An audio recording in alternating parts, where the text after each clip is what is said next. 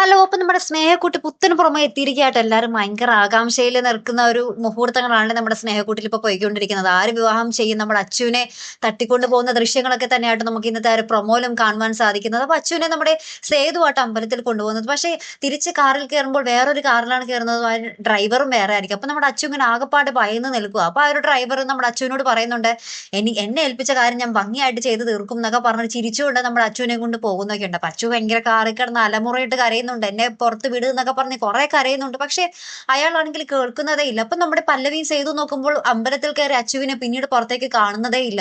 അപ്പൊ തന്നെ നമ്മുടെ പല്ലവിക്ക് മനസ്സിലായി ഇതിന് പിന്നിൽ ഇന്ദ്രനാണെന്ന്. അതിനുശേഷം നമ്മുടെ ഇന്ദ്രനും സേതുവും നമ്മുടെ പല്ലവിയും കൂടെ നമ്മുടെ അച്ചുവിനെ അന്വേഷിച്ച് ഇറങ്ങുന്ന ഒരു നിമിഷങ്ങൾ തന്നെയാണ് കൂട്ടുകാരെ നമുക്ക് കാണുവാൻ സാധിക്കുന്നത്. അപ്പൊ എന്തായാലും നമ്മുടെ സേതു ഉറപ്പായിട്ടും നമ്മുടെ അച്ചുവിനെ കണ്ടുപിടിക്കും അല്ലെ. പിന്നെ ഈ കല്യാണത്തിൽ നിന്നും നമ്മുടെ ഈ കല്യാണം മുടക്കുക എന്നതായിരിക്കും പിന്നീട് നമ്മുടെ സേതുവിന്റെ ലക്ഷ്യം അല്ലെ. അപ്പൊ എന്തൊക്കെയായാലും ഒരു എന്താ പറയാ അപ്രതീക്ഷിത മുഹൂർത്തങ്ങൾ തന്നെ ആയിരിക്കും നമ്മുടെ സ്നേഹക്കൂട്ടിൽ ഇനി വരാൻ പോകുന്നത്. അപ്പൊ എന്തായാലും നമുക്ക് മറക്കാതെ കാത്തിരുന്ന് കാണാം.